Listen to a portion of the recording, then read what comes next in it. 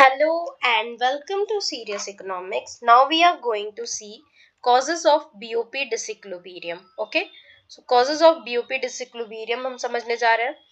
तो क्या है इसका कोर आइडिया? तो कोर आइडिया ये है कि बीओपी डिसइक्विलिब्रियम का मतलब होता है परसिस्टेंट डिफिसिट या सरप्लस. ठीक है, या तो कहीं बीओपी डिसइक्विलिब्रियम तब होता है जब परसिस्टेंट या तो डेफिसिट हो रहा हो या सरप्लस की कंडीशन हो रही हो. ठीक है, ये सिर्फ टेम्पररी नहीं होता है बल्कि इकोनॉमी के एक स्ट्रक्चरल प्रॉब्लम की वजह से होता है बीओपी डिसइक्विलिब्रियम. ठीक है, इसके मेन कॉजेज कौन कौन से हैं? तो मेन कॉजेज है, एक तो स्ट्रक्चरल कॉजेज है. ठीक है, पहला जो है स्ट्रक्चरल है, दूसरा जो है साइक्लिकल कॉज है. ठीक है, एंड पहला जो है स्ट्रक्चरल कॉज हो गया, दूसरा तीसरा साइक्लिकल कॉज हो गया, दूसरा हमारा ये होगा ऑयल इंपोर्टिंग कंट्रीज से भी जो है ऑयल इंपोर्ट कंट्री पे जो डिपेंडेंस है वो भी एक कॉज है हमारे बीओपी डिसइक्विलिब्रियम होने का. ठीक है, चौथा इन्फ्लेशन होगा एंड पांचवा जो होगा वो कैपिटल फ्लो रिवर्सल एंड छठवां मॉनेटरी कॉजेज एंड सातवां एक्सचेंज रेट मिस अलाइनमेंट. तो these are different causes for BOP disequilibrium. तो एक एक कॉजेज को हम एक बार अच्छे से समझ लेते हैं. ठीक है, तो देखो स्ट्रक्चरल कॉजेज से क्या मतलब है यहाँ पे कि डेवलपिंग कंट्रीज जो है डेवलपमेंट के लिए मशीनरी इंपोर्ट करती हैं, इसलिए इंपोर्ट जो है एक्सपोर्ट से ज्यादा हो जाता है, उससे ट्रेड डिफिशिएट क्रिएट होता है, परसिस्टेंट ट्रेड डिफिशिएट क्रिएट होता है, तो हमारा बीओपी डिसइक्विलिब्रियम होता है. ठीक है, ऑयल इंपोर्ट डिपेंडेंस से क्या होता है कि ऑयल इंपोर्टिंग कंट्रीज जो है क्रूड ऑयल इंपोर्ट पे डिपेंडेंट होती हैं, तो ऑयल प्राइसेस क्या होता है, बढ़ता है. ऑयल प्राइस बढ़ता है तो इंपोर्ट बिल बढ़ता है और वो क्या करता है, करेंट अकाउंट डेफिसिट क्रिएट करता है लंबे वक्त तक. देन नेक्स्ट साइक्लिकल कॉज के बारे में समझते हैं. साइक्लिकल कॉज में आता है इकोनॉमिक बूम. इकोनॉमिक बूम मतलब इनकम राइज होती है तो इंपोर्ट क्या होता है, इंक्रीज होता है, और डेफिसिट क्या होता है, वो भी इंक्रीज होता है इकोनॉमिक बूम की कंडीशन में. वही रिसेशन की कंडीशन में क्या होता है, तो रिसेशन की कंडीशन में डिमांड कम होती है एंड इंपोर्ट कम होता है और बीओपी उससे क्या होता है, इंप्रूव होता है, बैलेंस ऑफ पेमेंट. ठीक है, इकोनॉमिक बूम में क्यों हमारा ज्यादा होता है, क्योंकि हमारे पास पैसा ज्यादा आ जाता है तो हम इंपोर्ट गुड मंगाने लगते हैं ज्यादा और डेफिसिट हमारा इससे इंक्रीज हो जाता है. ठीक है, देन हम देखेंगे इन्फ्लेशन. इन्फ्लेशन क्या कॉज करता है, इन्फ्लेशन की वजह से क्यों होता है? तो अगर डोमेस्टिक इन्फ्लेशन फॉरेन कंट्री से ज्यादा हो तो डोमेस्टिक गुड क्या होता है, एक्सपेंसिव हो जाते हैं, तो इनका एक्सपोर्ट फॉल हो जाता है और इंपोर्ट जो है वो चीप लगते हैं, तो इस वजह से करंट अकाउंट जो है वर्सन हो जाता है हमारा. ठीक है, इंपोर्ट अगर चीप लगेंगे तो हम यही खरीदेंगे. ठीक है, इसलिए करंट अकाउंट जो है वो हमारा डेटोरिएट होता है और बीओपी डिसइक्विलिब्रियम कॉज करता है. फिर देखते हैं कैपिटल फ्लोज के बारे में. ठीक है, कैपिटल फ्लो रिवर्सल, ये जो है सडन फॉरेन कैपिटल आउटफ्लो हो जाए, ठीक है, कंट्री से पैसा निकल के कहीं वापस चला जाए, तो फाइनेंशियल अकाउंट क्या करता है, डेफिसिट क्रिएट करता है, करेंसी की क्राइसिस हो सकता है. ठीक है, फिर हम देखते हैं छठवां मॉनेटरी कॉज. ठीक है, मॉनेटरी कॉजेज में मतलब कि एक्सेस मनी सप्लाई के कारण स्पेंडिंग जो है बढ़ जाती है, इंपोर्ट जो है बढ़ जाता है और उसके कारण जो है हमारा बीओपी डेफिसिट क्रिएट होता है. ठीक है, फिर देखते हैं एक्सचेंज रेट मिस अलाइनमेंट. ठीक है, एक्सचेंज रेट मिस अलाइनमेंट में क्या होता है कि ओवर वैल्यूड जो करेंसी होती है उससे क्या होता है कि एक्सपोर्ट्स जो है वो एक्सपेंसिव हो जाते हैं, इंपोर्ट जो है चीप हो जाते हैं और इससे परसिस्टेंट डेफिसिट बना रहता है किसी भी कंट्री में. ठीक है, फॉर एग्जांपल अगर हम इंडिया का लें तो इंडिया का करंट अकाउंट डेफिसिट जो है mainly oil import and gold import की वजह से होता है. ठीक है, बट सर्विसेज जो है सर्विसेज जो है हम एक्सपोर्ट करते हैं जैसे आईटी सेक्टर, तो कुछ डिफिसिट जो है वो ऑफसेट कर देता है सर्विसेज के एक्सपोर्ट की वजह से. ठीक है, बाकी हम ऑयल और गोल्ड की इंपोर्ट की वजह से हम ज्यादा डेफिसिट में रहते हैं. ठीक है, अब बात करते हैं traditional approach to BOP adjustment. ठीक है, ट्रेडिशनल अप्रोच क्या है बीओपी के एडजस्टमेंट का? तो देखो ट्रेडिशनल अप्रोच के अकॉर्डिंग बीओपी डेफिसिट को डिवैल्यूएशन से करेक्ट किया जा सकता था. ठीक है, ट्रेडिशनल अप्रोच कहता था बीओपी को एडजस्ट करने का कि आप जो है बीओपी डेफिसिट को डिवैल्यूएशन से करेक्ट कर सकते हो. ठीक है, या करेक्ट किया जा सकता है. ये तभी वर्क करता है जब मार्शल लर्नर की कंडीशन यहाँ पे सेटिस्फाई हो. ठीक है, तो ट्रेडिशनल अप्रोच बीओपी एडजस्टमेंट का कब है, जब इलास्टिसिटी, ट्रेडिशनल अप्रोच कहो या इलास्टिसिटी अप्रोच कहो इसे, क्योंकि मार्शल लर्नर की कंडीशन में क्या होता है, हम इलास्टिसिटी कंसिडर करते हैं, तो दोनों नाम दे सकते हो। तो ट्रेडिशनल अप्रोच के अकॉर्डिंग बीओपी डेफिसिट को डिवैल्यूएशन से करेक्ट किया जा सकता है। ये तभी वर्क करेगा जब हमारा मार्शल लर्नर कंडीशन जो है वो सेटिस्फाई होगा, ठीक है। तो ओवरऑल लॉजिक ये है कि गवर्नमेंट जो है करेंसी डिवैल्यू करती है, ठीक है। और उसके रिजल्टेंट क्या होता है, करेंसी के डिवैल्यू करने से रिजल्टेंट ये होता है कि एक्सपोर्ट जो है वो हमारे क्या हो जाते हैं, चीपर हो जाते हैं, ठीक है। अगर हम अपना करेंसी का वैल्यू घटा देंगे थोड़ा, ठीक है, अब $1 में हम 80 दे रुपये, पहले मान लो 80 दे रहे थे, अब 94 रुपीज $1 को कर देंगे, तो उससे क्या होगा कि हमारी करेंसी की वैल्यू क्या हुई, डिक्रीज हो गई, ठीक है। अगर अमेरिका $1 देगा तो हम 94 रुपीज का हम उसको सामान देंगे, ठीक है। तो क्या होता है यहाँ पे, करेंसी अगर हम डिवैल्यू करते हैं तो हमारा एक्सपोर्ट जो है वो क्या होता है, वो चीपर हो जाता है, ठीक है, वो चीपर हो जाता है, क्योंकि हम एक्सपोर्ट ज्यादा करते हैं, क्योंकि वहां पे लोग ज्यादा खरीदने के लिए उत्सुक होंगे, क्योंकि ये सस्ते में मिल जा रहा है उनको, $1 खरीदने में उनको ये 94 रुपीज का सामान मिल जा रहा है। तो एक्सपोर्ट यहाँ क्या हो जाता है, हमारा चीपर हो जाता है। इम्पोर्ट लेकिन हमारा एक्सपेंसिव हो जाता है, अब हमको 94 रुपए देने पड़ेंगे $1 के सामान के लिए, ठीक है। तो ये हमारा इंपोर्ट को एक्सपेंसिव बना देता है, एक्सपोर्ट को चीपर हो जाता है, ठीक है। तो गवर्नमेंट करेंसी डिवैल्यू करती है तो क्या रिजल्ट होता है, एक्सपोर्ट चीपर हो जाता है, इंपोर्ट एक्सपेंसिव हो जाता है। फॉरेनर जो है मोर एक्सपोर्ट वाले जो गुड्स है उसको बाय करते हैं, डोमेस्टिक कंज्यूमर जो है इंपोर्ट वाले चीजों को कम बाय करते हैं, ठीक है। इस तरह से करंट अकाउंट जो है इम्प्रूव हो जाता है। ये कंडीशन थी, ये ट्रेडिशनल अप्रोच का बीओपी एडजस्टमेंट का तरीका था, ठीक है। दूसरा ये था कि ये मार्शल लर्नर कंडीशन जब होल्ड करेगा तभी ये तरीका काम करेगा। तो मार्शल लर्नर कंडीशन क्या था कि EDX, elasticity of X plus elasticity of import, elasticity of export plus elasticity of import equal to 1, sorry greater than 1 हमने रखा था। ये मार्शल लर्नर कंडीशन थी हमारी, ठीक है। तो मार्शल लर्नर कंडीशन में अगर एक्सपोर्ट और इंपोर्ट का इलास्टिसिटी का सम जो है एक से क्या हो, ग्रेटर हो, तो डिवैल्यूएशन क्या होता है, इस केस में सक्सेसफुल होता है, ठीक है। कब सक्सेसफुल होगा डिवैल्यूएशन, जब मार्शल लर्नर कंडीशन होल्ड करेगा। और क्या कहता है हमारा मार्शल लर्नर कंडीशन की एक्सपोर्ट और इंपोर्ट का जो सम है वो जो है ग्रेटर देन 1 हो, तो उससे क्या होता है, डिवैल्यूएशन सक्सेसफुल होता है। एजम्पशन क्या लिया था ट्रेडिशनल अप्रोच ने, एजम्पशन क्या लिया था, तो ट्रेडिशनल एजम्पशन जो अप्रोच है वो अज्यूम करता था सप्लाई जो है वो क्या है, इलास्टिक, सप्लाई जो है क्या है, वो इलास्टिक है, ठीक है। तो ये जो अप्रोच अजम्पशन था हम देखते हैं, तो पहला तो अज्यूम करता था कि सप्लाई इज इलास्टिक, ठीक है। तो सप्लाई इलास्टिक है, मतलब फर्म्स जो है एक्सपोर्ट इंक्रीज कर सकती हैं इस केस में, अगर आपकी इलास्टिक है सप्लाई तो, ठीक है। अच्छा, डिमांड इलास्टिसिटी जो है वो हाई है इसमें, मतलब कि कंज्यूमर प्राइस चेंज करने पर रिएक्ट ज्यादा करते हैं, ठीक है। तो डिमांड इलास्टिसिटी जो है वो क्या है, वो हाई है, ठीक है, कंज्यूमर प्राइस चेंजेस पे रिएक्ट करते हैं, ठीक। फिर तीसरा अजम्पशन क्या है, एक तो देख लिया है सप्लाई इलास्टिक है, दूसरा डिमांड भी इलास्टिक है, और तीसरा जो है वो ये है कि इन्फ्लेशन जो है वो कंट्रोल में है। तीसरा अजम्पशन ये है, ठीक है, no domestic inflation that offset devaluation, ठीक है। कोई डोमेस्टिक इन्फ्लेशन डिवैल्यूएशन का अफेक्ट जो है, को डोमेस्टिक इन्फ्लेशन डिवैल्यूएशन का अफेक्ट क्या करती है, कैंसल नहीं करती है, ठीक है। तो इन्फ्लेशन कंट्रोल में है, ठीक। तो ये सारे अजम्पशन हो गए हमारे क्या कहते हैं इस अप्रोच के, ट्रेडिशनल अप्रोच के, ठीक है। बाकी लिमिटेशन की बात करें, क्या लिमिटेशन था ट्रेडिशनल अप्रोच, क्यों मतलब जो है कोई तो लिमिटेशन होगा तभी इसको ट्रेडिशनल बोल रहा, अभी तो फॉलो कर नहीं रहे हैं, ठीक है। तो लिमिटेशन ये था कि शॉर्ट रन प्रॉब्लम जो है जैसे J curve, short run problem J curve initially जो है ट्रेड बैलेंस जो है वर्सन हो सकता है, ठीक है। तो मतलब क्या कह रहा है लिमिटेशन में कि शॉर्ट रन इलास्टिसिटी में बी इनसफिशिएंट, जो शॉर्ट रन इलास्टिसिटी है हो सकता है कि वो इनसफिशिएंट हो, ठीक है, जिसे जे कर्व से हम शो करते हैं, ठीक है। तो इनिशियली ट्रेड बैलेंस वर्सन हो सकता है, ये लिमिटेशन थी। दूसरा जो है इन्फ्लेशन रिस्क की बात करता है। इन्फ्लेशन रिस्क मतलब कि डिवैल्यूएशन क्या करता है, इंपोर्ट एक्सपेंसिव बना देता है और डोमेस्टिक इन्फ्लेशन को राइज हो सकता है, ठीक है। इसके कारण अगर इंपोर्ट एक्सपेंसिव होगा तो हम फिर ऑयल जब इंपोर्ट करेंगे तो हमारा क्या होगा, हमें महंगा पड़ेगा, एक्सपेंसिव पड़ेगा।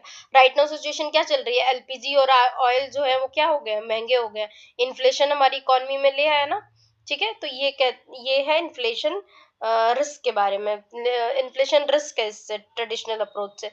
तीसरा, रूट कॉज सॉल्व नहीं करता है ये। तीसरा ये अप्रोच है कि ये जो है रूट कॉज पे क्या है, ये रूट कॉज को सॉल्व नहीं करता है ट्रेडिशनल अप्रोच। रूट कॉज क्या था कि ये सिर्फ प्राइस प्रॉब्लम सॉल्व करता है, ना कि एक्सेस स्पेंडिंग और स्ट्रक्चरल वीकनेस को देखता है, ठीक है। तो क्या है कि it addresses the symptom price not the cause of excess spending, ठीक है। तो ये सिर्फ प्राइस प्रॉब्लम को सॉल्व करता है, ना कि रूट कॉज, जो कि एक्सेस स्पेंडिंग और स्ट्रक्चरल वीकनेस रूट कॉज है, उनको जो है ये सॉल्व नहीं करता है, ठीक है। तो अब तक हमने क्या देखा, ट्रेडिशनल अप्रोच जो है फोकस करता है एक्सचेंज रेट पे, डिवैल्यूएशन जो है इम्प्रूव करता है एक्सपोर्ट एंड रिड्यूस करता है इम्पोर्ट। वर्क तभी ये करता है ट्रेडिशनल अप्रोच जब मार्शल लर्नर की कंडीशन होल्ड करता है। शॉर्ट रन में जो जे कर्व की प्रॉब्लम है वो हो सकती है, ठीक। नेक्स्ट हम देखते हैं ऑब्जर्वेशन अप्रोच, जो कि अलेक्जेंडर की है, ठीक है। अलेक्जेंडर 1952 में अब्जॉर्प्शन अप्रोच दिया था। इसका मतलब, इसका कोर आइडिया ये है कि बीओपी डेफिसिट तब होता है जब कंट्री का डोमेस्टिक स्पेंडिंग उसकी नेशनल इनकम से ज्यादा हो, ठीक है। कंट्री में बीओपी डेफिसिट तब होता है जब कंट्री का डोमेस्टिक स्पेंडिंग, जिसे कहेंगे अब्जॉर्प्शन, ठीक है।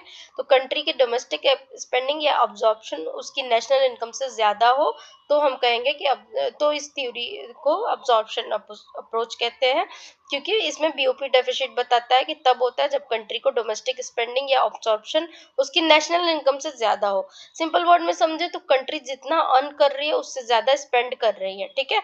इसे हम कहते हैं, ये इसका कोर आइडिया है ऑब्जॉर्प्शन अप्रोच का, ठीक है। अच्छा, फॉर्मूला क्या दिया है, C A equal to Y minus A. Y जो है नेशनल इनकम है, ए जो है उसको डिनोट करते हैं ऑब्जर्प्शन से, ठीक है। ऑब्जर्प्शन मतलब टोटल स्पेंडिंग, ठीक है, टोटल स्पेंडिंग, ठीक है। तो सी ए क्या है, करंट अकाउंट बैलेंस है, करंट अकाउंट बैलेंस, ठीक है। सीए तो करंट अकाउंट बैलेंस इक्वल क्या कह रहा है, नेशनल इनकम, ये वाई से नेशनल इनकम हो गया, माइनस ऑब्जॉर्प्शन, ए से जो है ऑब्जॉर्प्शन हो गया, ठीक है। तो करंट अकाउंट बैलेंस क्या कह रहा है formula, national income minus absorption, ठीक है। वेयर जो सी और फिर सी प्लस आई प्लस जी के बारे में बात कर रहे हैं, तो सी जो है कंजप्शन है, आई जो है इन्वेस्टमेंट है, जी जो है गवर्नमेंट एक्सपेंडिचर है, ठीक है। तो ओवरऑल समझे तो स्पेंडिंग इनकम से ज्यादा है, इम्पोर्ट इंक्रीज होंगे, बीओपी डेफिसिट होगा, ठीक है। अगर स्पेंडिंग इनकम से ज्यादा है, इंपोर्ट जो है इंक्रीज होंगे, तो बीओपी डेफिसिट जो है वो होगा ही, ठीक है। बीओपी डेफिसिट का सोल्यूशन भी तो कुछ दिया होगा कि अगर डेफिसिट है तो उसका सोल्यूशन क्या है। तो दो तरीके हैं, एक तो जॉन सॉरी दो तरीके हैं बीओपी डेफिसिट का को सही करने के। तो पहला तो है इनकम को इंक्रीज करना, ठीक है। दो तरीके में पहला तरीका है कि इंक्रीज इन इनकम, ठीक है। इनकम इंक्रीज करने से कैसे होगा बीओपी डेफिसिट जो सही, तो इनकम इंक्रीज करने से प्रोडक्शन और एम्प्लॉयमेंट इंक्रीज हो जाता है, इनकम बढ़ेगी तो एक्सपोर्ट इंक्रीज हो सकते हैं और डेफिसिट क्या है, रिड्यूस होगा, ठीक है। ये है इनकम इंक्रीज करने का। फिर दूसरा ऑप्शन है ऑब्जॉर्प्शन रिड्यूस करो, मतलब डोमेस्टिक इन्वेस्ट स्पेंडिंग को कम करो, कंजप्शन कम करो, इन्वेस्टमेंट कंट्रोल रखो, गवर्नमेंट एक्सपेंडिचर रिड्यूस करो, इंपोर्ट कम होगा, उससे बीओपी इंप्रूव होगा, ठीक है। डीवैल्यूएशन का रोल क्या है, तो अलेक्जेंडर के अकॉर्डिंग डीवैल्यूएशन तभी सक्सेसफुल होगी जब इनकम इंक्रीज करे या अब्जॉर्प्शन रिड्यूस करे, ठीक है। डीवैल्यूएशन तब सक्सेसफुल होगी जब इनकम इंक्रीज करे या अब्जॉर्प्शन रिड्यूस करे, ठीक है। ओके, फुल एम्प्लॉयमेंट की सिचुएशन में जो है वो कैसा अब्जॉर्प्शन अप्रोच वर्क करता है। तो अगर इकोनॉमी ऑलरेडी फुल एम्प्लॉयमेंट पे है तो प्रोडक्शन और इनकम जो है इजीली इंक्रीज हो सकते हैं, ठीक है। तो सिर्फ स्पेंडिंग रिड्यूस करना पड़ेगा, ठीक है। प्रोडक्शन और इनकम जो है खुद ही इंक्रीज हो, सॉरी, प्रोडक्शन और इनकम इजीली इंक्रीज नहीं हो सकते, इसलिए हमें स्पेंडिंग जो है सिर्फ स्पेंडिंग को ही हमें रिड्यूस करना पड़ेगा, ठीक है, फुल एम्प्लॉयमेंट की सिचुएशन में, ठीक है। अगर इकोनॉमी ऑलरेडी फुल एम्प्लॉयमेंट पे है तो प्रोडक्शन और इनकम इजीली इंक्रीज नहीं हो सकते हैं, तो सिर्फ जो है स्पेंडिंग को रिड्यूस करना पड़ेगा, ठीक है। पॉलिसी क्या सजेस्ट किया है, पॉलिसी सजेशन ये है कि इसलिए गवर्नमेंट को फिजिकल कॉन्ट्रैक्शन एंड क्या कहते हैं मॉनेटरी कॉन्ट्रैक्शन यूज करती है, ठीक है। इसलिए गवर्नमेंट क्या करती है फुल एम्प्लॉयमेंट की सिचुएशन में, if the economy is at a full employment, devaluation cannot increase real income, it must work through reducing absorption, मतलब कि अगर इकोनॉमी ऑलरेडी फुल एम्प्लॉयमेंट पे है तो डिवैल्यूएशन जो है वो इंक्रीज नहीं करेगा रियल इनकम, ठीक है। डिवैल्यूएशन जो है प्रोडक्शन और इनकम को इजिली इंक्रीज नहीं कर पाएगा। इनफैक्ट जो क्या करेगा वो सिर्फ ये कर सकता है कि रिड्यूस कर सकता है ऑब्जॉर्प्शन, ठीक है। सिर्फ स्पेंडिंग रिड्यूस करना पड़ेगा इसकी सिचुएशन में, फुल एम्प्लॉयमेंट की सिचुएशन में, ठीक है, क्योंकि हम प्रोडक्शन और इनकम जो है जो वो नहीं बढ़ा पाएंगे इजिली, ठीक है।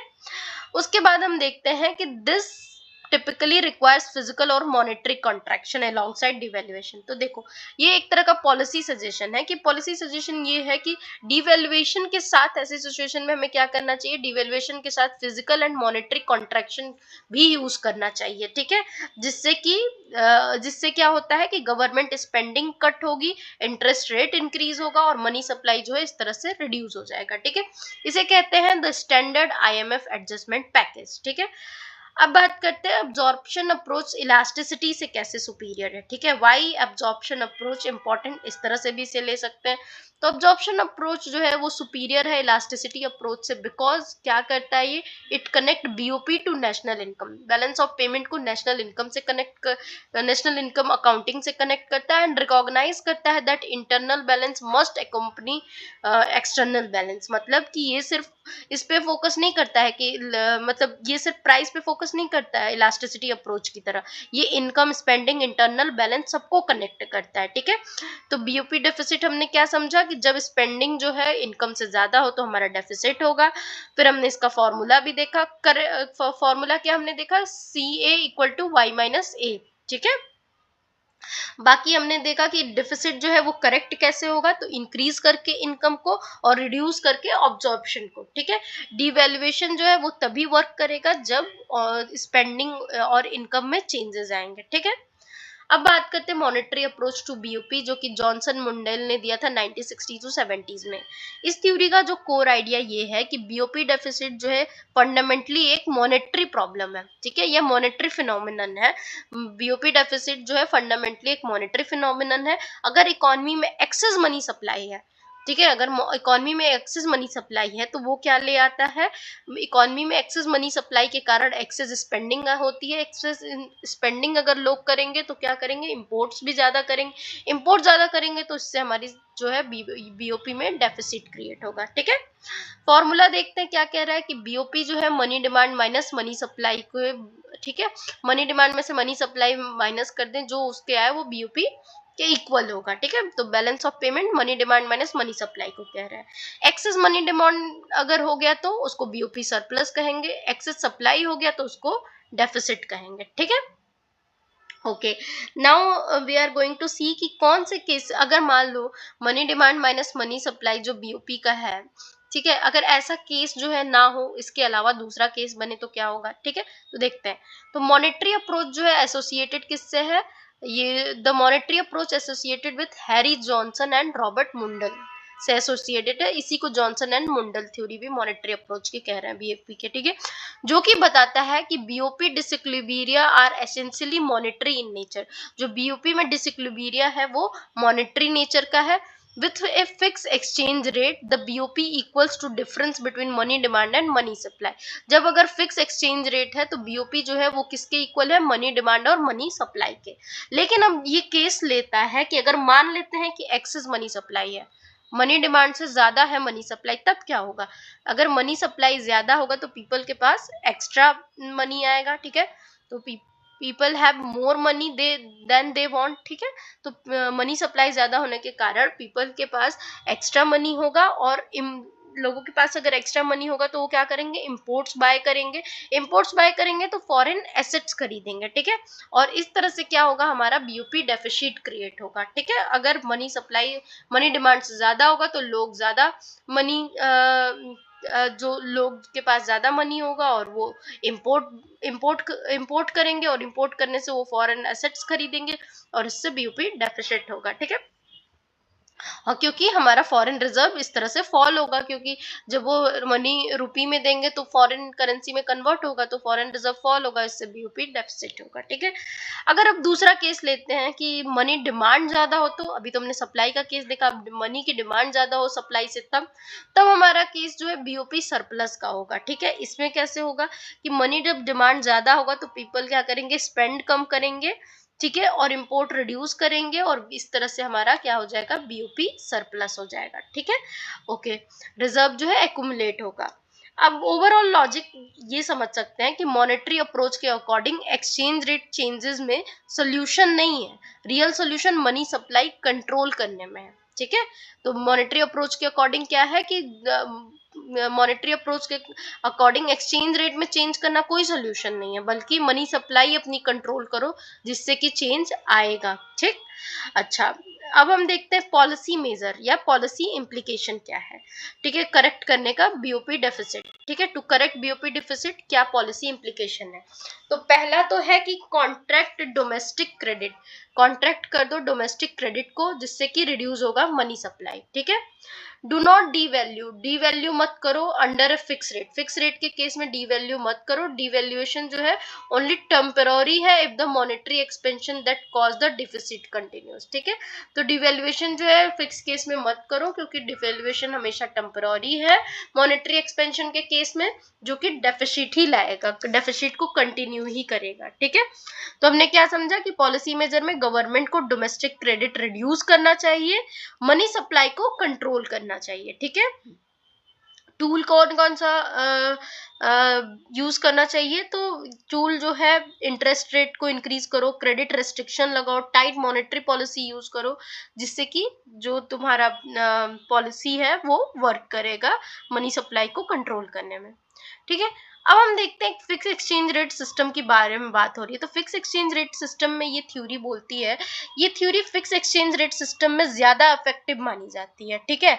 क्यों? क्योंकि बिकॉज एक्सेस मनी सप्लाई जो है डायरेक्टली फॉरेन रिजर्व लॉसेस से क्रिएट करता है। क्या होता है, फिक्स एक्सचेंज रेट को क्यों इफेक्टिव माना जाता है, क्योंकि फिक्स एक्सचेंज रेट में ये थ्योरी फिक्स एक्सचेंज रेट में सिस्टम में ज्यादा इफेक्टिव मानी जाती है। क्यों? बिकॉज एक्सेस मनी सप्लाई जो है वो डायरेक्टली फॉरेन रिजर्व लॉसेस से क्रिएट करता है। ठीक है। डायरेक्टली क्या करता है, फॉरेन रिजर्व लॉसेस से क्रिएट करता है। ठीक है। पर फ्लेक्सिबल एक्सचेंज रेट में जो है ये क्या होता है कि एक्सेस मनी सप्लाई जो है करेंसी डेप्रिसिएशन क्रिएट करता है इंस्टेड ऑफ रिजर्व लॉस। ठीक है। रिजर्व लॉस के बजाय फ्लेक्सिबल सिस्टम में क्या होता है, करेंसी डेप्रिसिएशन होता है। ठीक है।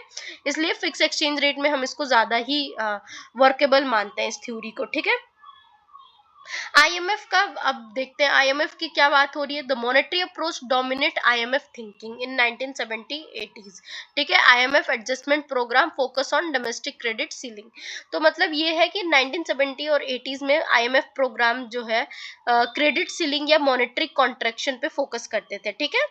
और लिमिटेशन क्या दिया गया इस थ्योरी का, तो ये अप्रोच जो है रियल फैक्टर को इग्नोर करता है, जैसे कि प्रोडक्टिविटी हुआ, स्ट्रक्चरल प्रॉब्लम हुआ, ट्रेड कॉम्पिटिटिवनेस हुआ, सिर्फ मनी सप्लाई पे ज्यादा फोकस करता है ये अप्रोच। ठीक है। तो ओवरऑल हमने मॉनेटरी अप्रोच टू बीओपी में क्या समझा, जो जॉनसन मिंडल का थ्योरी है 1960 का, 1960 टू 70s में ये थ्योरी डेवलप्ड हुआ था। तो ओवरऑल इसका ये है कि बीओपी डेफिसिट जो है उसका मतलब है excess money supply, control money supply to correct deficit, monetary policy को मोर इम्पोर्टेंट है देन डिवैल्यूएशन से। ठीक है। और ये जो थ्योरी है बेस्ट सूट किस पे होती है, फिक्स एक्सचेंज रेट सिस्टम पे। ठीक है। चलो नेक्स्ट अब हम चलते हैं अपने ब्लॉक 8 पे, जो कि regional trade agreement and economic integration से रिलेटेड है। ठीक है। तो इसमें जो ब्लॉक थीम है ये क्या होगा कि countries form regional blocs to liberalise trade among member. Countries जो है रीजनल ब्लॉक फॉर्म करती है जिससे कि लिबरलाइज कर सके ट्रेड मेंबर्स में। डिफरेंट लेवल ऑफ इंटीग्रेशन है बट डिफरेंट इम्प्लीकेशन। ठीक है। डिफरेंट लेवल जो इंटीग्रेशन का है डिफरेंट इम्प्लीकेशन है इसका। फॉर्म्स ऑफ इकोनॉमिक इंटीग्रेशन और ब्लासा क्लासिफिकेशन जिसे कह रहे हैं। ठीक है। तो देखते हैं बालसा का क्लासिफिकेशन है क्या और फॉर्म्स ऑफ इकोनॉमिक इंटीग्रेशन। देखो इकोनॉमिक इंटीग्रेशन के 5 स्टेजेस होते हैं। ठीक है। इकोनॉमिक इंटीग्रेशन के 5 स्टेजेस होते हैं। जैसे जैसे इंटीग्रेशन डीपन होता है कंट्रीज की इकोनॉमिक पॉलिसी भी हार्मोनाइज होने लगती है। ठीक है। तो जैसे जैसे इंटीग्रेशन डीपेन होता है, कंट्रीज की इकोनॉमिक पॉलिसी भी क्या होती है, हार्मोनाइज होने लगती है। कौन कौन सा 5 स्टेजेस ऑफ इंटीग्रेशन है? फ्री ट्रेड एरिया, दूसरा कस्टम यूनियन, तीसरा कॉमन मार्केट, चौथा इकोनॉमिक यूनियन और पांचवा कंप्लीट इकोनॉमिक इंटीग्रेशन। ठीक है, जो हर स्टेज जो है डीपर पॉलिसी हार्मोनाइजेशन इंक्लूड करता है। ठीक है, तो चलो देखते हैं। तो ये जो थ्योरी है बेला बालसा द्वारा 1961 में क्लासिफाइड की गई थी, regional economic integration into 5 progressive stages. ठीक है, 5 प्रोग्रेसिव स्टेज में जो बेला बासा थे 1961 में, इन्होंने रीजनल इकोनॉमिक इंटीग्रेशन को बांटा था, जिसमें से पहला है फ्री ट्रेड एरिया, एफटीए। ठीक है, एफटीए मीनिंग मतलब कि मेंबर कंट्री आपस में टैरिफ रिमूव कर देते हैं, बट नॉन मेंबर कंट्रीज के अगेंस्ट अपनी सेपरेट ट्रेड पॉलिसी मेंटेन करते हैं। ठीक है, क्या होता है कि member country eliminate tariff and quotas among themselves but maintain independent trade policy with non members. ठीक है, ओके। इसमें प्रॉब्लम क्या आती है? तो इसमें प्रॉब्लम आती है कि ट्रेड डिफ्लेक्शन हो सकता है। प्रॉब्लम क्या है? ट्रेड डिफ्लेक्शन की, इसलिए रूल्स ऑफ ओरिजिन यूज किए जाते हैं। ठीक है, ट्रेड डिफ्लेक्शन की प्रॉब्लम आती है इस थ्योरी में, इसलिए रूल्स ऑफ ओरिजिन यूज किए जाते हैं। ठीक है, प्रिवेंट करने के लिए ट्रेड डिफ्लेक्शन से। ठीक, एग्जाम्पल लेते हैं, तो एग्जाम्पल क्या है? नाफ्टा, यूएसएमसीए, आसियान, एफटीए, ये सारे जो है फ्री ट्रेड एग्रीमेंट के नाम है। ठीक है, India's FTA with ASEAN, Japan, Korea के साथ। ठीक है, चलो अब देखते हैं नेक्स्ट हम कस्टम यूनियन के बारे में। कस्टम यूनियन जो है ये क्या, इसका क्या मतलब है? ये जो अब ये पहला हो गया हमारा फ्री ट्रेड एरिया, दूसरा हम कस्टम यूनियन पे चलते हैं। कस्टम यूनियन मतलब फ्री ट्रेड यूनियन प्लस, समझो कस्टम यूनियन में फ्री ट्रेड जो है वो तो आएगा ही, free trade area agreement plus तुम इसमें कॉमन एक्सटर्नल टैरिफ भी देख लो, ये भी इंक्लूड होगा, कॉमन एक्सटर्नल टैरिफ। ठीक है, कॉमन एक्सटर्नल टैरिफ, तो FTA plus common external tariff जो है वो कस्टम यूनियन में आएगा। FTA plus common external tariff, इसमें मेंबर्स क्या करते हैं? इंटरनल टैरिफ रिमूव करते हैं, नॉन मेंबर्स के अगेंस्ट सेम टैरिफ क्या करते हैं? लगाते हैं। ठीक है, मेंबर्स क्या करते हैं कि इंटरनल अपनी जो टैरिफ है एक दूसरे के लिए रिमूव करते हैं। ठीक है, और जो नॉन मेंबर है उसके अगेंस्ट लेकिन सेम टैरिफ लगाते हैं। ठीक है, एग्जाम्पल में इससे इससे एडवांटेज क्या होता है? इससे एडवांटेज ये होता है कि रूल ऑफ ओरिजिन की नीड नहीं होती है यहाँ पे। एग्जाम्पल में मार्कसर जो एग्रीमेंट है वो जो है कस्टम यूनियन का एग्जाम्पल है। ठीक है, अब बात करते हैं कॉमन मार्केट। कॉमन मार्केट में क्या आता है? कॉमन मार्केट में कस्टम यूनियन भी आता है। अब देखो जैसे जैसे चीजें बड़े, फ्री ट्रेड से कस्टम यूनियन से कॉमन मार्केट, कॉमन मार्केट से सबसे बड़ा इकोनॉमिक यूनियन, फिर उसके भी ऊपर जाएगा। ठीक है, तो मतलब ये सारी चीजें कवर होंगी। जो फ्री ट्रेड में होगा वो कस्टम यूनियन में होगा, कस्टम यूनियन वाला जो है कॉमन मार्केट में होगा, कॉमन मार्केट वाला जो है इकोनॉमिक यूनियन में होगा, इकोनॉमिक यूनियन वाला जो है कंप्लीट इकोनॉमिक इंटीग्रेशन में होगा। तो अब हम कॉमन मार्केट में बात करें तो कॉमन मार्केट में custom union plus free movement of factor of production है। ठीक है, एक एक्स्ट्रा क्या जुड़ा? Free movement of factor of production, जिसे फैक्टर ऑफ प्रोडक्शन मतलब labour and capital across border. ठीक है, तो यानी लेबर मूवमेंट फ्री हो सकता है, कैपिटल मूवमेंट फ्री हो सकता है। जो कस्टम यूनियन में फैसिलिटी है वो तो रहेगी ही कि हम क्या करेंगे कि इंटरनल टैरिफ रिमूव करेंगे और नॉन मेंबर के अगेंस्ट सेम टैरिफ लगाएंगे, प्लस हम और क्या करेंगे कि फ्री मूवमेंट अपने लेबर और कैपिटल को मूवमेंट करा सकते हैं एक दूसरे के कंट्री में। ठीक है, एग्जाम्पल यूरोपियन यूनियन का जो सिंगल मार्केट है ये इसी तरह का एग्जाम्पल है। वहां पे कोई वीजा लेने की जरूरत नहीं है या पासपोर्ट लेने की। एक जो है जो एम्प्लॉय है वो दूसरे यूरोपियन यूनियन के जितने भी कंट्रीज हैं उसमें जा सकता है। ठीक है, उसके बाद बात करते हैं इकोनॉमिक यूनियन की। इकोनॉमिक यूनियन क्या है? Common market plus harmonised economic policy. ठीक है, common market plus common economic policy मतलब कंट्री जो है फिजिकल पॉलिसीज कोऑर्डिनेट करते हैं, मॉनेटरी पॉलिसी हार्मोनाइज करते हैं एंड सोशल पॉलिसीज भी कोऑर्डिनेट करते हैं। ठीक है, ये और थोड़े बड़े लेवल पे फिजिकल, मॉनेटरी, सोशल सारी चीजें कोऑर्डिनेट होती है। एग्जाम्पल में यूरोपियन यूनियन पार्शियली, इनका भी इसी तरह का कॉन्ट्रैक्ट है, बस एक यही एग्जांपल है फिलहाल तो इस तरह का कॉमन मार्केट का। ठीक है, complete economic integration, complete economic integration के बारे में समझें तो कंप्लीट इकोनॉमिक इंटीग्रेशन मतलब सबसे डीपेस्ट इंटीग्रेशन। इसका फीचर ये होता है कि इसमें सिंगल इकोनॉमिक पॉलिसी होती है, सिंगल करेंसी होती है, सिंगल गवर्नमेंट टाइप अरेंजमेंट होता है। ऑलमोस्ट जो है ये फेडरेशन जैसा वर्क करता है, ठीक है, लाइक अ फेडरेशन। एग्जाम्पल इसका बहुत अच्छा है कि यूएसए को ऑफन नियर कंप्लीट इंटीग्रेशन का एग्जाम्पल माना जाता है, क्योंकि कई सारी फेडरेशन मिलके एक यूनाइटेड नेशन बनाया है ना, इस वजह से। अब बात करते हैं जो इंटीग्रेशन है, इसको एक बार देखते हैं कि किस तरह से होगा इंटीग्रेशन। अगर हम इस तरह से समझें इसको, फ्री ट्रेड एरिया मतलब ओनली फ्री ट्रेड, ठीक है। Custom union means common external tariff, common market मतलब free factor movement, economic union means common economic policy, complete integration means almost one economy, ठीक है। तो ये फ्री कैसे हो रहा है, फ्री ट्रेड से हम कस्टम यूनियन पे जा सकते हैं, और बड़ा इकोनॉमिक इंटीग्रेशन करना है तो फिर कॉमन मार्केट पे जा सकते हैं, कॉमन मार्केट से इकोनॉमिक यूनियन आ सकते हैं, इकोनॉमिक यूनियन से कंप्लीट इकोनॉमिक इंटीग्रेशन पे जा सकते हैं, ठीक है। Overall that's it. उसके बाद अब हम चलते हैं trade creation and trade diversion पे, क्या होता है। तो ट्रेड क्रिएशन, ट्रेड डाइवर्जन, ये रीजनल ट्रेड एग्रीमेंट, जो पहले तो ट्रेड क्रिएशन देखते हैं। ट्रेड क्रिएशन मतलब वेलफेयर को इम्प्रूव करना, ट्रेड डाइवर्जन मतलब वेलफेयर रिड्यूस करना, ठीक है। तो जो रीजनल ट्रेड एग्रीमेंट्स होते हैं, कभी वेलफेयर इम्प्रूव करते हैं, कभी वेलफेयर रिड्यूस भी कर सकते हैं, ठीक है। तो उसी को ट्रेड क्रिएशन और ट्रेड डाइवर्जन कहते हैं। और ये दोनों किस कॉन्टेक्स्ट में हम पढ़ रहे हैं, रीजनल ट्रेड एग्रीमेंट के कॉन्टेक्स्ट में, ठीक है, रीजनल ट्रेड एग्रीमेंट के, ठीक। चलो समझते हैं ट्रेड क्रिएशन क्या होता है, पहले ये समझते हैं। ट्रेड क्रिएशन जो है, इसका मतलब ये है कि ट्रेड क्रिएशन तब होता है जब हाई कॉस्ट डोमेस्टिक प्रोडक्शन जो है रिप्लेस हो जाए लो कॉस्ट इंपोर्ट से, ठीक है। ट्रेड क्रिएशन कब होता है, जब high cost domestic production low cost जो है इंपोर्ट से रिप्लेस हो जाए, तब जो है ट्रेड क्रिएट होता है। एग्जांपल में मान के चलो कि सपोज इंडिया में कार प्रोडक्शन कॉस्टली है, ठीक है। फ्री ट्रेड एरिया एग्रीमेंट के बाद भी, एफटीए के बाद भी इंडिया जो है चीप कार्स जो है इंपोर्ट करता है थाईलैंड से, ठीक है।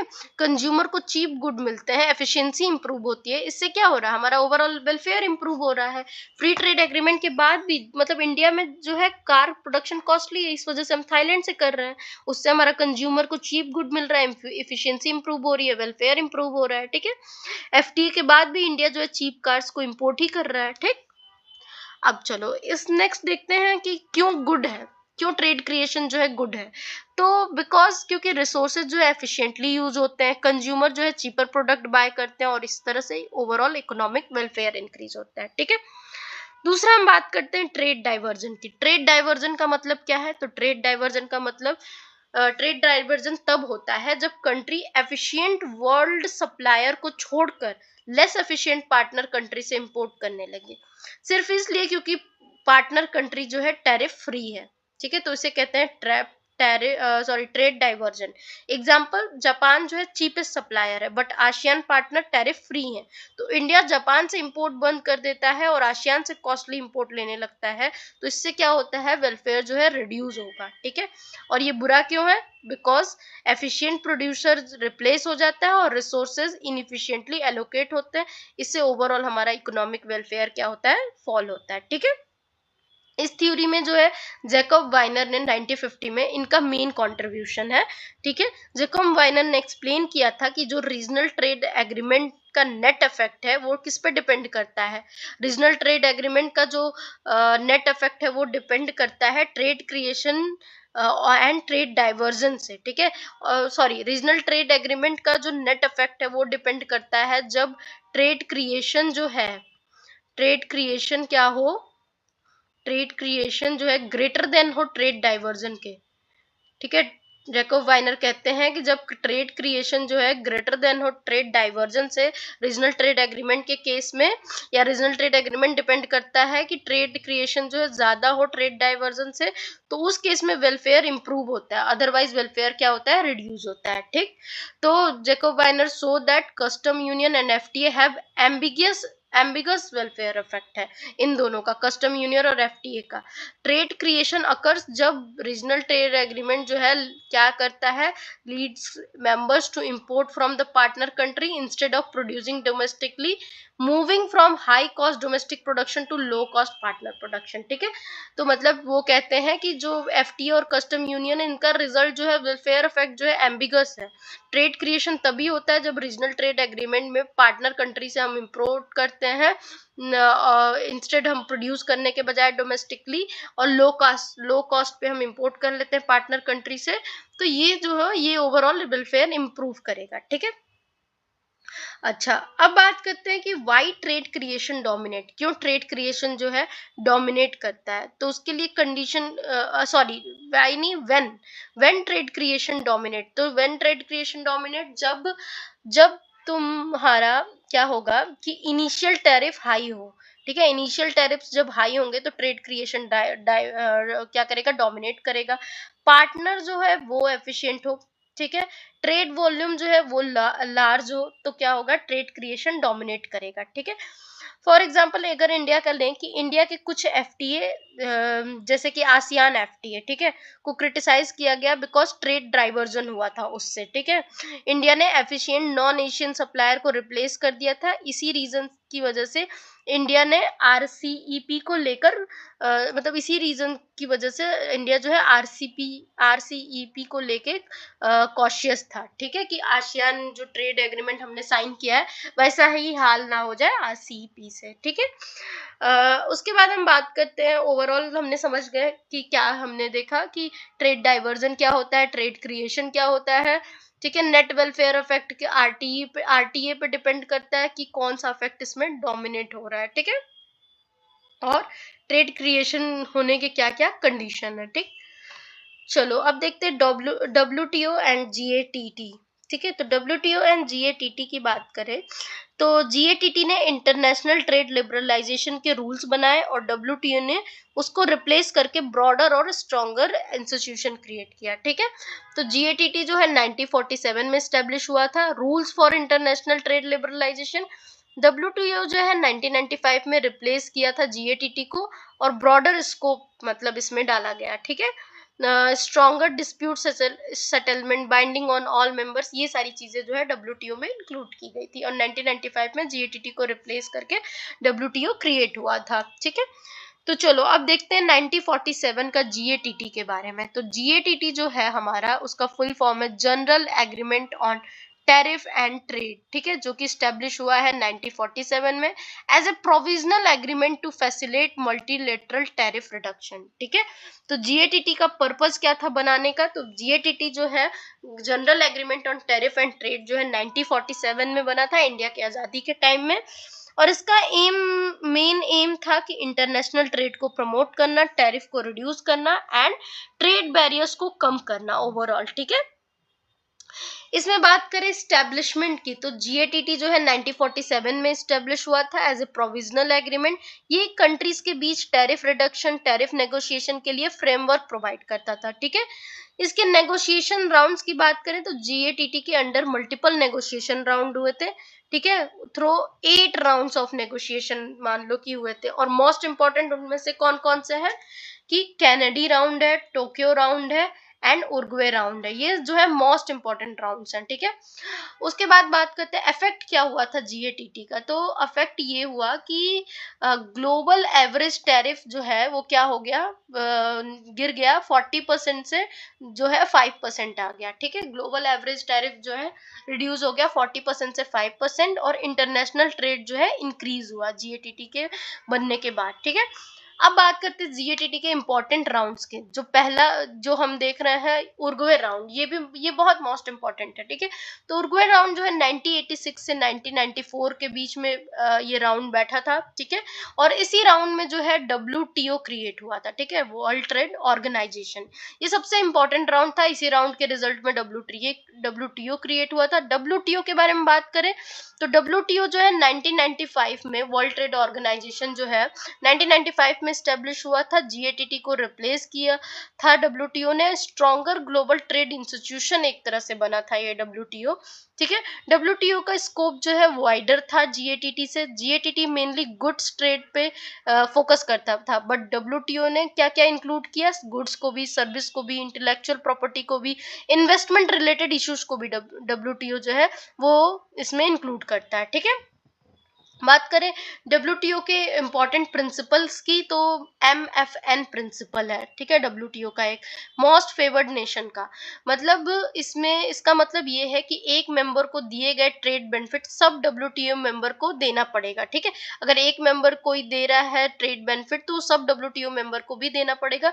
किसी में भी no discrimination among members, members में कोई डिस्क्रिमिनेशन नहीं होगा, ठीक है। पहला तो ये इंपॉर्टेंट प्रिंसिपल था डब्ल्यूटीओ का। दूसरा national treatment, foreign goods country में एंट्री के बाद डोमेस्टिक गुड्स के तरह इक्वल ट्रीट होंगे, ठीक है। ये दूसरा इंपॉर्टेंट प्रिंसिपल था डब्ल्यूटीओ का। फिर टैरिफ बाइंडिंग, तीसरा उनका जो प्रिंसिपल था टैरिफ बाइंडिंग, मतलब कंट्रीज अग्रीड करती हैं टैरिफ लेवल से ज्यादा टैरिफ नहीं लगा सकते हैं, ठीक है। एक टैरिफ लेवल सेट किया गया, उससे ज्यादा कंट्रीज जो है टैरिफ नहीं लगा सकती है, ठीक है। ये थे डब्ल्यूटीओ के प्रिंसिपल। फिर डब्ल्यूटीओ डिस्प्यूट सेटलमेंट, ठीक है, डब्ल्यूटीओ डिस्प्यूट सेटलमेंट भी बना, जिसमें क्या था, सॉरी, डब्ल्यूटीओ डिस्प्यूट सेटलमेंट में क्या था, ये एक तरह का लीगली बाइंडिंग था, ठीक है। डिस्प्यूट सेटलमेंट्स क्या था, लीगली बाइंडिंग है।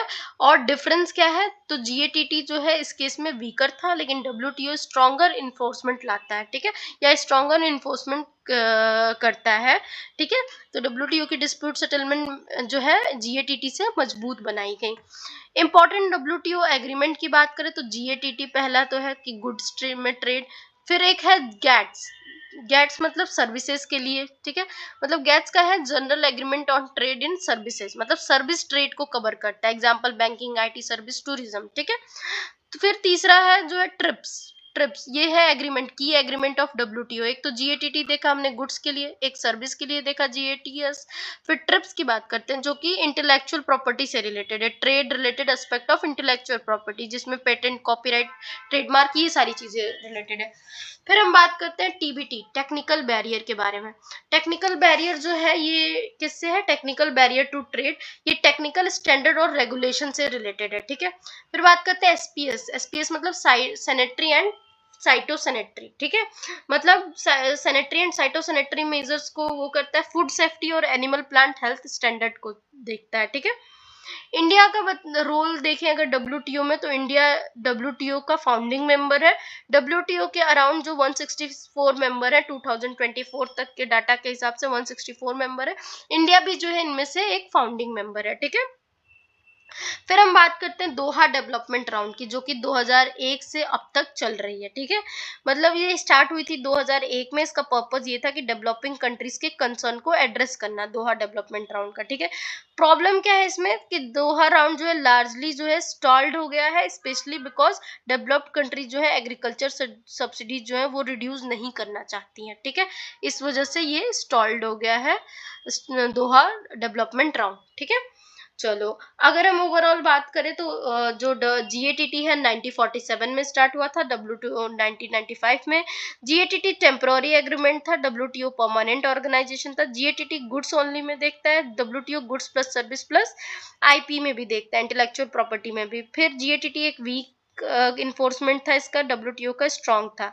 डिस्प्यूट सेटलमेंट जीएटीटी में कंसेशन बेस्ड था, पर डब्ल्यूटीओ में लीगली बाइंडिंग है, ठीक। अब हम देखते हैं नेक्स्ट हमारा जो है exchange rate and foreign exchange market, block 9 को देखो। इसका थीम जो होगा ये होगा कि एक्सचेंज रेट का मतलब है एक करेंसी की प्राइस दूसरी करेंसी के टर्म्स में, ठीक है, इसे हम कहेंगे एक्सचेंज रेट। इसी इसी चीज को हम समझेंगे, exchange rate is the price of one currency in terms of another, ये most important price in international economics, ठीक है। तो ये हम समझेंगे एक्सचेंज रेट के बारे में कि एक्सचेंज रेट का मतलब है एक करेंसी की प्राइस दूसरी करेंसी के टर्म्स में, यानी $1 खरीदने के लिए 83 रुपीज चाहिए, ठीक है, यही चीज जो है एक्सचेंज रेट होती है। एक्सचेंज रेट सिस्टम की बात करें तो क्या होता है, तो एक्सचेंज रेट सिस्टम जो है डिफरेंट कंट्रीज में अलग अलग एक्सचेंज रेट सिस्टम यूज करती हैं, जैसे कि फिक्स एक्सचेंज रेट हो गया, फ्लेक्सिबल एक्सचेंज रेट हो गया, मैनेज्ड फ्लोट हो गया, या करेंसी बोर्ड हो गया, ये सारे जो है ये जो है डिफरेंट डिफरेंट कंट्रीज जो है एक्सचेंज रेट सिस्टम यूज करती हैं, ठीक है। एक एक करके देखते हैं क्या है। पहले देखते हैं fix exchange rate system. Fix exchange rate system मतलब कि गवर्नमेंट या सेंट्रल बैंक करेंसी का वैल्यू यहाँ फिक्स करते हैं, ठीक है, और फॉरेन एक्सचेंज रिजर्व जो है बाय या सेल करके उसको मेंटेन करते हैं, ठीक है। तो गवर्नमेंट या सेंट्रल बैंक करेंसी का वैल्यू यहाँ फिक्स करते हैं और फॉरेन एक्सचेंज रिजर्व को बाय एंड सेल करके उसको मेंटेन करते हैं। एग्जाम्पल में सपोज करो आरबीआई इस रेट को आरबीआई मान लो किसी रेट को फिक्स किया, उस रेट को मेंटेन करेगा। अगर रुपी वीक होगा तो आरबीआई डॉलर सेल करेगा, अगर रुपी स्ट्रांग हो तो आरबीआई क्या करेगा, डॉलर्स बाय करेगा, ठीक है। एडवांटेज क्या है, तो इस तरह से फिक्स एक्सचेंज रेट में स्टेबिलिटी रहती है, ट्रेड में इन्वेस्टर्स को सर्टेनिटी मिलती है, ठीक है। लेकिन प्रॉब्लम क्या है कि जो लार्ज फॉरेक्स रिजर्व चाहिए वो नहीं हो पाता है, रॉन्ग रेट मेंटेन करना डिफिकल्ट होता है, ठीक है। इस तरह की जो है फिक्स एक्सचेंज रेट में प्रॉब्लम आती है, ठीक है। फिर हम देखते हैं ब्रिटेन वुड सिस्टम की, जो कि 1943 में आई है। ये क्या कहता है, ब्रिटेन वुड सिस्टम जो है 1943 में आया हुआ है। ये फिक्स एक्सचेंज रेट सिस्टम था जो कि डॉलर को गोल्ड से लिंक्ड किया था, ठीक है। इस ब्रिटेन वुड सिस्टम में हम क्या करते हैं, ये फिक्स रेट सिस्टम था जो कि डॉलर को पेग्ड विथ गोल्ड, कितने रेट पे, $35 ठीक है। तो डॉलर को गोल्ड से लिंक किया था, इसे ही कहते हैं ब्रिटेन वुड सिस्टम, जो कि फिक्स एक्सचेंज रेट सिस्टम था। दूसरा बात करते हैं flexible floating exchange rate system के बारे में। तो इसका मतलब ये है कि एक्सचेंज रेट जो है मार्केट की डिमांड एंड सप्लाई से डिटरमाइन होता है, गवर्नमेंट जो है डायरेक्टली फिक्स नहीं करती है, ठीक है। एग्जांपल, अगर डॉलर की डिमांड इंक्रीज हो रही है तो डॉलर अप्रिशिएट होगा, रुपी डेप्रिशिएट करेगा, ठीक है। एडवांटेज क्या है कि ऑटोमेटिक बीओपी एडजस्टमेंट होता है, इससे फॉरेक्स रिजर्व की लेस नीड होती है, इस तरह से, ठीक है। प्रॉब्लम क्या है कि एक्सचेंज रेट में वॉलेटिलिटी आती है और ट्रेड जो है, ट्रेड में भी अनसर्टेनिटी क्रिएट होती है फ्लेक्सिबल एक्सचेंज रेट की वजह से। अब बात करते हैं मैनेज्ड फ्लोट की, ठीक है। किसके बारे में हम देखेंगे, अब हम बात करेंगे मैनेज फ्लोट, ठीक है, या डर्टी फ्लोट जिसे कहते हैं, ठीक है। मीनिंग कि मार्केट एक्सचेंज रेट डिटरमाइन करता है, बट सेंट्रल बैंक क्या करता है, इसमें ओकेजनली इंटरवीन कर सकता है, ठीक है। मार्केट तो एक्सचेंज रेट डिटरमाइन करता है, बट ओकेजनली सेंट्रल बैंक जो है इस पे इंटरवीन कर सकता है। फॉर एग्जांपल इंडिया का ले लें, इंडिया जो है मैनेज फ्लोट सिस्टम को ही फॉलो करता है। आरबीआई इंटरवीन करता है जब रुपी जो है शार्पली अप्रिशिएट या डेप्रिशिएट कर सकती है, ठीक है। एडवांटेज क्या होता है मैनेज फ्लोट का, तो इसमें फ्लेक्सिबिलिटी प्लस स्टेबिलिटी दोनों मिलती है, ठीक है। फिर चौथा हम बात करते हैं करेंसी बोर्ड के बारे में। करेंसी बोर्ड क्या है, मतलब कि डोमेस्टिक करेंसी जो है फुली फॉरेन रिजर्व से बैकेड होती है, ठीक है, उसे कहते हैं करेंसी बोर्ड। मतलब domestic currency fully foreign reserve से बैक्ड होती है, मनी सप्लाई जो है रिजर्व के बिना इंक्रीज नहीं हो सकती है, ठीक है। तो फीचर क्या है इसका कि ऑटोमेटिक फिक्स एक्सचेंज रेट होता है, इसमें इंडिपेंडेंट मॉनेटरी पॉलिसी नहीं होती है करेंसी बोर्ड वाले सिस्टम में। एग्जांपल, हांगकांग ने यूएस डॉलर के अगेंस्ट करेंसी बोर्ड यूज करता है, ठीक है। हांगकांग क्या करता है, यूएस डॉलर के अगेंस्ट करेंसी बोर्ड यूज करता है। इसमें domestic currency fully foreign reserve से बैक्ड होती है, मनी सप्लाई जो है रिजर्व के बिना इंक्रीज नहीं हो सकती है, ठीक है। डॉलराइजेशन की बात करें, मतलब डॉलराइजेशन एक कॉन्सेप्ट है, इसके बारे में समझते हैं क्या कहता है डॉलराइजेशन। तो डॉलराइजेशन का मतलब है कि कंट्री दूसरी कंट्री की करेंसी अडॉप्ट कर लेती है, ठीक है। कंट्री क्या करती है कि country adopt another countries currency ultimate fix rate पे, ठीक है। फॉर एग्जांपल इक्वाडोर जो है यूएस डॉलर ही यूज करता है, इक्वाडोर, ठीक है। अब ओवरऑल हम समझ गए, फिक्स रेट में गवर्नमेंट फिक्स रेट करती है, फ्लेक्सिबल में मार्केट डिटरमाइन करता है, मैनेज फ्लोट में market plus central bank intervention से होता है, करेंसी बोर्ड में करेंसी जो है फुली रिजर्व बैंक से होती है, ठीक है। बात करते हैं next foreign exchange market and arbitrage के बारे में, ठीक है। तो देखो, इसका कोर आइडिया ये है कि फॉरेक्स मार्केट दुनिया का सबसे बड़ा फाइनेंशियल मार्केट है और आर्बिट्रेज एक्सचेंज रेट जो है आर्बिट्रेट एक्सचेंज रेट को कंसिस्टेंट बनाता है, ठीक है, कंसिस्टेंट बनाता है। फॉरेक्स मार्केट जो है लार्जेस्ट फाइनेंशियल मार्केट है और आर्बिट्रेज एक्सचेंज रेट को कंसिस्टेंट बनाता है, ठीक है। तो देखते हैं फॉरेन एक्सचेंज मार्केट क्या है। तो फॉरेक्स मार्केट है क्या, तो फॉरेन एक्सचेंज मार्केट जो है करेंसी ट्रेड करने का ग्लोबल मार्केट है। ये 24 आवर मार्केट है, डिसेंट्रलाइज्ड मार्केट है ये एक तरह का, ठीक है। तो ये हुआ हमारा फॉरेन एक्सचेंज मार्केट का मतलब। कि करेंसी ट्रेड करने का ग्लोबल मार्केट है, ये 24 आवर मार्केट खुला रहता है और डिसेंट्रलाइज मार्केट है, ठीक है। मेजर फॉरेक्स सेंटर्स की बात करें तो कौन कौन से हैं, तो लंदन है, न्यूयॉर्क है, टोक्यो है, सिंगापुर है, ये सारे जो है मेजर फॉरेक्स सेंटर है, ठीक है। डेली टर्नओवर कितना आता है, तो अप्रोक्सीमेटली 7.5 ट्रिलियन जो है बॉम्बे BIS 2020 के अकॉर्डिंग है, ठीक है। अप्रोक्स कितना 7.5 ट्रिलियन डेली टर्नओवर आता है इससे, ठीक। पार्टिसिपेंट कौन कौन से होते हैं फॉरेन एक्सचेंज मार्केट में, तो कॉमर्शियल बैंक होता है, सेंट्रल बैंक होता है, कॉरपोरेशन बैंक होता है, हेज फंड्स होते हैं, रिटेल ट्रेडर्स होते हैं, ठीक है। ये सारे जो है क्या होते हैं इसमें पार्टिसिपेंट, मतलब कॉमर्शियल बैंक जो करेंसी ट्रेडिंग के लिए होती है, central bank exchange rate manage करती है, कॉरपोरेशन जो है हेजिंग फॉर इंटरनेशनल बिजनेस, ठीक है। हेज फंड मतलब स्पेकुलेट करते हैं, ठीक है। रिटेल फंड ट्रेडर मतलब इंडिविजुअल ट्रेडिंग, ठीक है। टाइप्स ऑफ फॉरेन मार्केट की बात, टाइप्स ऑफ फॉरेक्स मार्केट की बात करें तो एक तो पहला टाइप है स्पॉट मार्केट। स्पॉट मार्केट क्या होता है कि इमीडिएट करेंसी डिलीवरी, ठीक है। Immediate currency delivery usually 2 business day, ऐसा मार्केट को बोलते हैं स्पॉट इमीडिएट। फॉरवर्ड मार्केट का मतलब कि डिलीवरी जो है फ्यूचर डेट पे करेंसी एक्सचेंज एग्रीमेंट करना, ठीक है। फ्यूचर डेट के लिए करेंसी एक्सचेंज एग्रीमेंट करना जिस यूज करके हेजिंग का, ठीक है।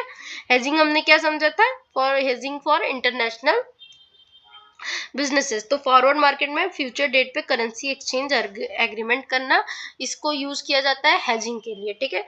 स्वैप मार्केट, स्वैप मार्केट का मतलब जो होता है स्वैप मार्केट में स्पॉट प्लस फॉरवर्ड ट्रांजेक्शन दोनों आते हैं, ठीक है।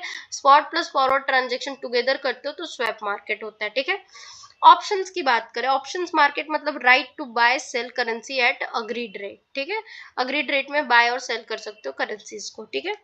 आर्बिट्रेज की बात करें, आर्बिट्रेज क्या होता है, तो arbitrage is the simultaneous purchase and sale of assets to profit from price differences, मतलब डिफरेंट मार्केट में प्राइस डिफरेंसेस का प्रॉफिट लेना ही आर्बिट्रेज है, ठीक है। डिफरेंट मार्केट में प्राइस डिफरेंसेस का प्रॉफिट लेना आर्बिट्रेज है। एग्जांपल US डॉलर और रेट अलग है, US डॉलर और यूरो का रेट जो है वो अलग है, and euro and GBP rate भी अलग है। इससे क्या पता चलता है कि US डॉलर एंड GBP भी डिफरेंट आ रहा है, ठीक है।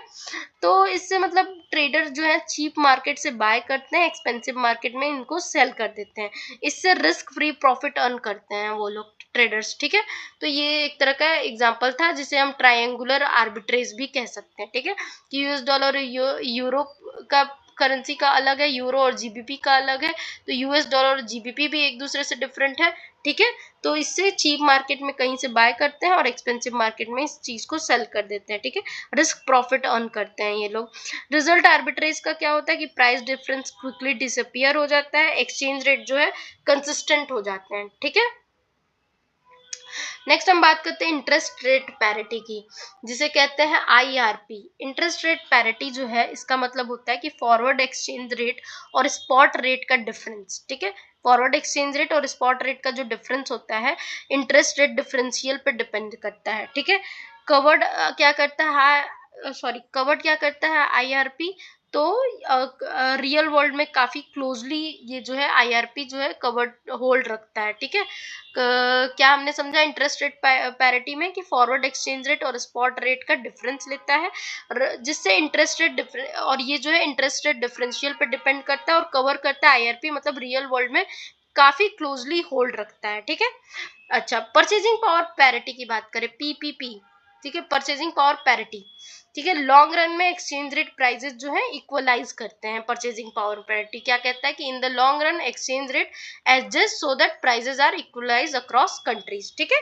तो लॉन्ग रन में एक्सचेंज रेट प्राइसेस जो है इक्वलाइज करते हैं। इसमें टाइप्स परचेजिंग पावर पैरिटी की क्या दे रही है कि absolute purchasing power parity PPP और रिलेटिव PPP, मतलब एब्सोल्यूट में क्या होता है कि एग्जैक्ट प्राइस इक्वलिटी, ठीक है। ये जो है रेयरली होल्ड होता है एब्सोल्यूट परचेजिंग पावर पैरिटी, पर रिलेटिव परचेजिंग पावर पैरिटी जो है इन्फ्लेशन डिफरेंसेस एक्सप्लेन करता है, ये ज्यादातर रियलिस्टिक होता है रिलेटिव परचेजिंग पावर पैरिटी, ठीक है। नेक्स्ट हम बात करते हैं परचेजिंग पावर पैरिटी के बारे में ही, देखते हैं कितना है। अब ब्लॉक 10 भी है ना, तो नेक्स्ट वीडियो में करते हैं।